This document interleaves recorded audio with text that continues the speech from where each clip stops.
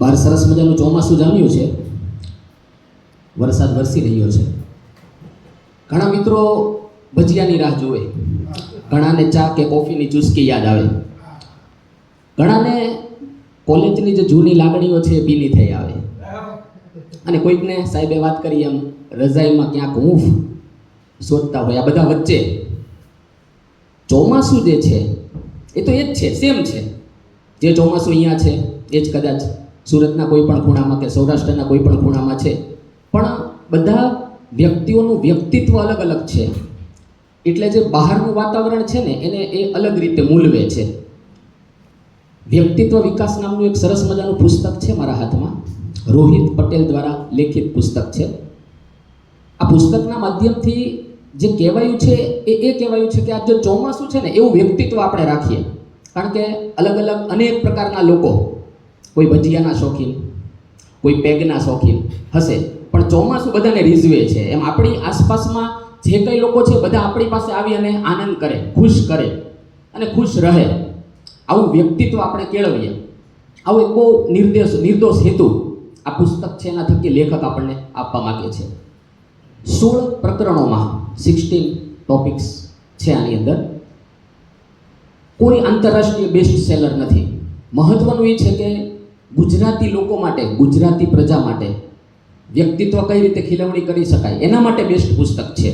કારણ કે એક ન્યુયોર્કની અંદરના કોઈ બેસ્ટ સેલર લેખકે કોઈ પુસ્તક લખેલું હોય તો એ પુસ્તક છે એ આખી દુનિયાના લોકોને કનેક્ટ કરી અને એને ધ્યાનમાં રાખીને લખાયું હોય. જ્યારે આ પુસ્તકની ખાસિયત એ છે કે ગુજરાતી પ્રજા જે છે એ લોકોના બિહેવિયરમાં, વર્તનમાં, વાણીમાં, પહેરવેશમાં, આ બધી વસ્તુઓમાં ક્યાં ફેરફારોની જરૂર છે, આ વસ્તુ છે એ આની અંદર લખી છે. એટલા માટે આ પુસ્તક છે એ વધારે આપણા માટે અગત્યનું કે મહત્વનું કહી શકાય. વ્યક્તિત્વ છે એ બે વસ્તુઓ ઉપર આધાર રાખે છે. એક તમારો ડ્રેસ અને બીજું છે એડ્રેસ. ડ્રેસ એટલે વસ્ત્ર કે પરિધાન, આપણી આઉટર સાઈડ, આપણા શૂઝ છે, આપણે જે કંઈ પહેરીએ છીએ. 80% લોકો તમને તમારા આઉટર સાઈડ એટલે કે તમારી જે તમારો ડ્રેસ છે ને એના આધારે મૂલવે છે અથવા ઓળખે છે. કારણ કે એ લોકો તમારી ઇનર સાઈડ સુધી પહોંચી શકતા નથી. બીજું છે એડ્રેસ. એડ્રેસ એટલે આપણું સંબોધન, આપણી બોલી, કે જે આપણી ઇનર સાઈડ છે, આપણે અંદરથી કેવા છીએ આ બાબત છે એ પ્રતીત થાય આનાથી. બંને બાબતો મહત્વની છે. એક સમય એવો હતો કે જેમાં ડ્રેસ છે બહુ મહત્વનો નહોતો. ગાંધીજી, આલ્બર્ટ આઈન્સ્ટાઈન, રજનીકાંત, આ બધા એ ઉદાહરણો છે કે જેમનો ડ્રેસ જરાય સારો નહોતો, જેની બાહ્ય જે દેખાવ છે, એમનો દેખાવ છે, એમની સુંદરતા છે એ જરાય સારી નહોતી, પણ એ લોકોની ઇનર સાઈડ એટલી બધી સ્ટ્રોંગ હતી કે જેના કારણે આપણે આજે અહીંયા બેઠા બેઠા એમને યાદ કરીએ છીએ. અને એ લોકોએ એમની ઇનર સાઈડને એટલી બધી હદે આપણા મન ઉપર ચોંટાડી દીધી કે જેના કારણે એમની આઉટર સાઈડ છે ને એ પણ આપણને સુંદર દેખાવા લાગી. આપણે ગાંધીજીનું ચિત્ર કે રજનીકાંતને જોઈએ તો આપણને અંદરથી એક સારી ફિલિંગ આવે. બાકી રજનીકાંત એઝ અ એક્ટર તરીકે ગ્રેટ છે, પણ દેખાવ તરીકે આપણે જોઈએ તો જે એને ઓળખતા નથી એને બહુ સામાન્ય વ્યક્તિ લાગી શકે. એટલે મહત્વનું એ છે કે આપણી ઇનર અને આઉટર બંને સાઈડ ઉપર આપણે એટલા માટે કામ કરવું પડે કે આ બધા શ્રેષ્ઠ વ્યક્તિઓ તે માત્ર પોતાની ઇનર સાઈડને ડેવલપ કરીને એ લોકો શ્રેષ્ઠ બની ગયા, પણ કદાચ આપણે એટલા બધા લકી ન હોઈએ કે આટલું બધું આગળ વધી શકીએ. બીજી વાત એ છે કે અત્યારે હાલનો જે સાંપ્રત સમય છે એમાં કોઈ વ્યક્તિ તમારી ઇનર સાઈડ સુધી પહોંચે ને એના માટે જરૂરી છે કે પહેલાં એ તમારી મુલાકાત લે. બીજી રીતે કહું તો સમજો કે તમારા ગોડાઉન સુધી કોઈ વ્યક્તિ આવે એ માટે જરૂરી છે કે શોરૂમ પણ બહાર હોવો જોઈએ. એ શોરૂમમાં તમને જોશે તો તમારા ગોડાઉન સુધી આવશે, તમને મળવા માટે આવશે. જે વસ્ત્ર જે પરિધાન પહેરીએ છીએ એમાં એવું જરાય નથી કે એક મોંઘા દાટ કપડાં પહેરીએ, એક સરસ 4 વ્હીલ હોય, સરસ હાથમાં મોંઘી એક ઘડિયાળ હોય, આવું જરાય નથી. પણ તમારા વ્યક્તિત્વને શોભે. એક 200 રૂપિયાનો શર્ટ પણ પહેરેલો છે પણ તો ઇસ્ત્રી કરેલો છે, અને તમે જે પ્રોફેશન સાથે જોડાયેલો છે અને શૂટ કરતો હોય તો તમારું વ્યક્તિત્વમાં તમે બેસ્ટ અને શ્રેષ્ઠ છો. ઘણી વખત આપણે એવું જોઈએ કે બહુ મોંઘી દાટ કારમાંથી કોઈ વ્યક્તિ ઉતરે, સૂટ પહેરેલો હોય, લક્ઝરિયસ બૂટ પહેરેલા હોય, અને હાથમાં સરસ મજાનો આઈફોન હોય, અને બહાર ઉતરે અને સીધું જ પોતાના મોઢામાં જે ભરેલું છે એમાં ક્યાંક જગ્યા કરવા માટે અથવા એનું પ્રવાહી બહાર કાઢવા માટે સીધી પિચકારી મારે. ત્યાંથી આપણને જ્યાં સુધી વ્યક્તિએ એનું મોઢું નથી ખોલ્યું ત્યાં સુધી આપણે આપણા મનમાં એ વ્યક્તિને એક અનેરી છાપ હતી ને આપણે એનાથી ઇમ્પ્રેસ થતા હતા. પણ એક વખત એના મોઢામાંથી જે પિચકારી લાગે છે ત્યાંથી આપણે એ વ્યક્તિ છે એનું આકલન ઉલટા ક્રમે શરૂ કરી દઈએ છીએ. એટલે મહત્વનું એ છે કે ઘણી વખત મોઢું ખુલે. આ મોઢું ખોલવું એટલે માત્ર પિચકારી મારવા માટે નહીં, પણ શબ્દો જ્યારે તમારા મોઢામાંથી વેરાય ત્યારે આપણે સામેવાળા વ્યક્તિને વધારે જજ કરતા હોઈએ છીએ.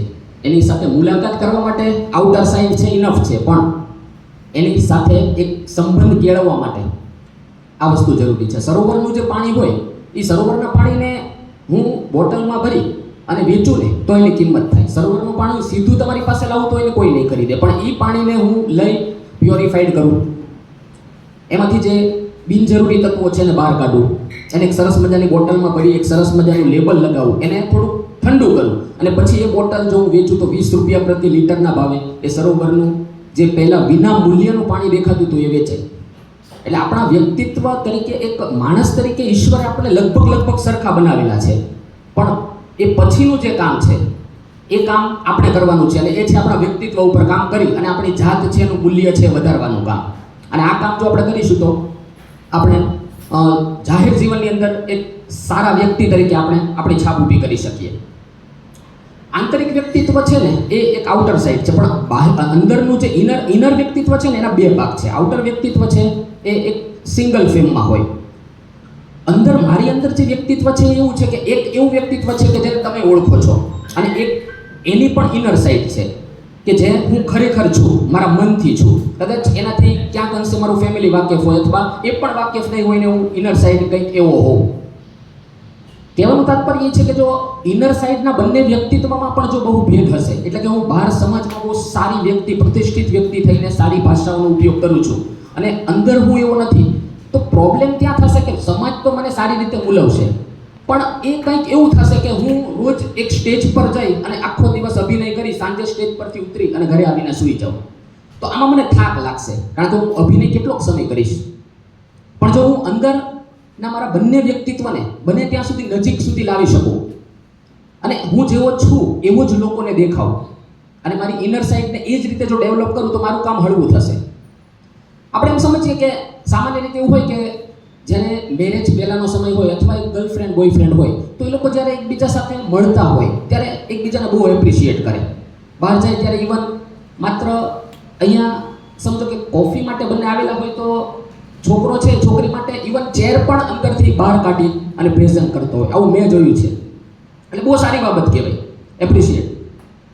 પ્રશ્ન ત્યાં છે કે આવું શું કામ થાય છે અને પછી મેરેજ પછી આ પ્રશ્નો વધતા જાય છે. અને મૂળભૂત કારણ એ છે કે જ્યારે મેરેજ પહેલાંનો જે સમય છે ને એમાં બંને વ્યક્તિ છે ને એમણે એકબીજા સાથે 2, 3, 4 કલાક વિતાવવાના હોય છે. એટલે 2, 3 કલાક તમે અભિનય કરી શકો. તમને ખબર છે કે સામેવાળી વ્યક્તિને શું પસંદ છે, હું એ જ રંગનો શર્ટ પહેરું છું, એને કયું પ્લેસ પસંદ છે, હું એ જ સ્થળે જાઉં છું, એને કયું મેનુ ગમે છે, હું એ જ વસ્તુ એને માટે લાવું છું. પણ પછી મેરેજ પછીનો પ્રશ્ન એવો છે કે અભિનય હું આખો દિવસ નથી કરી શકતો, 2, 3 કલાક પૂરતું હોય તો ઇનફ છે. એટલે થાય છે મૂળભૂત રીતે એવું કે પછી આપણી જે ઇનર સાઇડ છે એ બધી ધીમે ધીમે બહાર આવવા લાગે છે. એકચ્યુઅલમાં આપણે એવા જ હતા, આપણે બદલાયા જરાય નથી, પણ સામેવાળી વ્યક્તિને એમ લાગે છે કે આ ભાઈ હવે બદલાઈ ગયો, કારણ કે આપણે એણે આપણી સિક્કાની એક જ બાજુ જોઈ હતી, બીજી બાજુ જોઈ નથી. ઐશ્વર્યા રાય છે એની આંખોમાં પણ ચીપડા હશે ક્યારેક, પણ અભિષેકે જોયા હોય, મેં ને તમે નહીં કદાચ. એટલે દરેક વ્યક્તિ છે એ એની બંને સાઈડ હોય, પણ એના માટે હું એવું જરાય નથી કહેતો કે બંને એક બોયફ્રેન્ડ ગર્લફ્રેન્ડ બહાર આવે છે તો એ લોકો એકબીજાને એપ્રિશિએટ કરે છે, સારી રીતે એકબીજાને મૂલવે છે, બેસ્ટ છે. પણ એમને સાથે એ પણ ધ્યાન રાખવું પડે સામેવાળા પાત્રએ કે આ વસ્તુ મને હર હંમેશ નહીં મળી શકે, કારણ કે હર હંમેશ હું પણ એવી રીતે નહીં રહી શકું. એટલે સ્વાભાવિક છે કે આ વસ્તુ છે એ કાયમી માટે નહીં, શક્ય નહીં બને. સારા વ્યક્તિત્વના એની અંદર 7 ગુણો આપેલા છે. એમાં છે દેખાવ છે, ભાષા છે, આપણી શૈલી છે, વિનય, વિવેક, જ્ઞાન, બુદ્ધિ અને હિંમત. આટલી વસ્તુ એવી છે કે જે ટૂંકમાં આના ઉપર આપણે એક કામ કરવું પડે. આ બધા જ પ્રકરણોને હું ડિટેલમાં નહીં લઈ શકું, કારણ કે જે સમય છે એની મર્યાદા છે મારી પાસે. પણ હું ટૂંકમાં તમને એટલું કહી શકું કે ઈશ્વરે આપણા બધાનું જે સર્જન કરેલું છે ને એ એવી રીતે ક્યાંક કરેલું છે કે કોઈકને બહુ સારું ઘર, સારું ફેમિલી, સારું પરિવાર છે, કોઈક છે એ ક્યાંક ઝૂંપડામાં કોઈકનો જન્મ થયો છે. એટલે કોઈકને ઈશ્વરે માટી બનાવીને મૂકેલા છે અને કોઈકને સોનું બનાવીને મૂકેલા, કોઈક લાકડું છે તો કોઈક લોખંડ છે. પણ એનું જે મૂલ્ય છે એ જે તે સમયે નિશ્ચિત છે. પણ જો એ વ્યક્તિ પોતાની જાત પર કામ કરે તો માટી છે, માટી એ માટીમાંથી એક મૂર્તિ બની અને મંદિરમાં બિરાજમાન થઈ શકે. અને જે સોનું છે એ સોનું એના ઝાંઝર તરીકે, એના હાથના કોઈ ઓર્ગેન્સ તરીકે, ટૂંકમાં ઓર્નામેન્ટ્સ તરીકે ટૂંકમાં ત્યાં પહોંચી શકે. એટલે અને જો એ જ માટી પ્રોપર કામ નહીં કરે, વ્યવસ્થિત રીતે કામ નહીં, તો એ ધૂળ બની અને માટીથી પણ નીચા લેવલે જતી રહેશે. એટલે વ્યક્તિત્વ તરીકે આપણે જ્યાં છીએ ત્યાંથી આપણે આગળ વધીએ. અમદાવાદમાં હમણાં જે શાળાની અંદર જે ઘટના બની એમાં ક્યાંક વ્યક્તિત્વ તરીકે બાળકનું વ્યક્તિત્વ છે એમાં ક્યાંક ગમે ત્યાંથી ચૂક થઈ હશે કે જેના કારણે ખરેખર પ્રોપર મેસેજ કદાચ એના વાલી છે, કદાચ શાળા પ્રશાસન છે એના સુધી નથી પહોંચાડી શક્યું અને ડાયવર્ટ થયું છે. અત્યારના હાલના સાંપ્રત સમયમાં એક બાળક માટે અને દરેક સમાજના દરેક લોકો માટે સારું વ્યક્તિત્વ કેળવાય આ બાબત અત્યારે હાલના સમાજ માટે બહુ વધારે જરૂરી છે. આપણે સમજીએ કે અત્યારે એનિમલ મૂવી છે, પુષ્પા મૂવી છે, આ મૂવી છે એ લોકો રેકોર્ડ બ્રેક કમાણી કરે છે 400-500 કરોડ સુધી. એમના ડાયરેક્ટર અને એમને એક્ટર માટે બહુ સારી બાબત છે, આપણે પણ એપ્રિશિએટ કરીએ છીએ એમના અભિનયને. પણ મહત્વનું એ છે કે આ ફિલ્મોનું સફળ થવું એ સમાજ કઈ દિશામાં જાય છે આપણો, આ બહુ ગંભીર બાબત છે. આપણે શું વિચારીએ છીએ અથવા લોકોને શું પસંદ આવી રહ્યું છે, એક વાચક તરીકે અથવા એક શ્રોતા તરીકે, એક ફિલ્મ જોવાવાળા તરીકે આપણને શું ગમે છે, સમાજ ક્યાં જાય છે, આ બાબત છે એ બહુ ગંભીર રીતે આપણા બધા ઉપર ઇફેક્ટ કરે છે અને સમાજની દિશા આનાથી નક્કી થાય છે. પહેલાના સમયમાં જે મૂવી જોતા હતા અને કયા મૂવીઓ લોકો પસંદ કરતા હતા અને અત્યારે સમાજ દુનિયા ક્યાં છે, આ બાબત બહુ મહત્વની રહેશે. બીજી એક વાત એ છે કે ઘણી વખત ઘણા લોકો તમારામાં નેગેટિવ સાઈડ જોતા હોય, પણ એક સરસ વાત છે કે अगर सब कमियां ही ढूंढते रह जाएंगे मुझ में तो एक दिन मुझ में सिर्फ खूबियां ही बचेगी.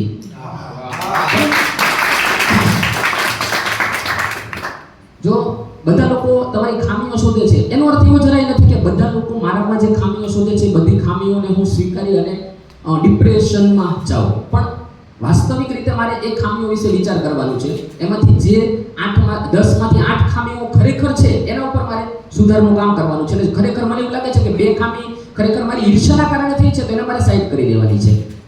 અને પછી એ ખામી ઉપર જો કામ કરતો રહીશ તો કમસે કમ હું દુનિયાનો શ્રેષ્ઠ વ્યક્તિ નહીં બનું, પણ હું અત્યારે જે સ્ટેજ પર જ્યાં છું ત્યાંથી તો હું 2-5 સ્ટેપ ચોક્કસપણે આગળ વધી શકું. એક વ્યક્તિની ઓફિસમાં નિયુક્તિ થઈ, ખરેખર એ જે જોબ પર જે પ્લેસમાં એની નિયુક્તિ થઈ ને એ માટે એ ડિઝર્વ નહોતો કરતો, એ લાયક નહોતો, પણ થોડી ઓળખાણથી એના પપ્પાના થોડાક જેટથી એને એ સીટ મળી ગઈ. અને પછી એ વ્યક્તિનો ફર્સ્ટ ડે અને પહેલા દિવસે મોર્નિંગમાં જઈ અને ખુરશી ઉપર બેસી અને ગોઠવાઈ ગયો અને ફાઇલ છે એ આમ તેમ જોતો હતો. એકચ્યુઅલમાં એને એના પોતાના બિઝનેસ વિશે, એના પ્રોફેશન વિશે કંઈ જ ખ્યાલ નહોતો. એટલામાં સામેથી રિંગ બહારથી ટૂંકમાં ડોરબેલ છે વાગે છે. ડોરબેલ વાગે એટલે એને થયું કે હવે લગભગ કોઈક આવશે, પણ એની પાસે કંઈ કામ છે નહીં અથવા કામ છે ઘણું બધું પણ ખબર નથી. એટલા માટે એણે ફોનનું રિસીવર ઉપાડી અને વાત ચાલુ કરી દીધી એક બાજુ અને વાત શરૂ કરી દીધી ને ફાઇલ છે ફોડવા લાગ્યું કે જેથી બહાર આવનાર વ્યક્તિને પોતે જાતને બિઝી છે એવું બતાવી શકે. એટલે પછી એને કમિંગ કીધું એટલે અંદર વ્યક્તિ આવી પણ થોડુંક વધારે બિઝી છે એવું દર્શાવવા માટે એને 1 મિનિટ સુધી ખોટી વાતો કરી અને પછી એ ભાઈને પૂછ્યું કે બોલો શું કામ છે. એટલે એને કીધું કે તમારો ફોન છે 3 દિવસથી ડેડ છે અને હું આ ફોન છે એનું કનેક્શન જોડવા માટે આવેલો છું.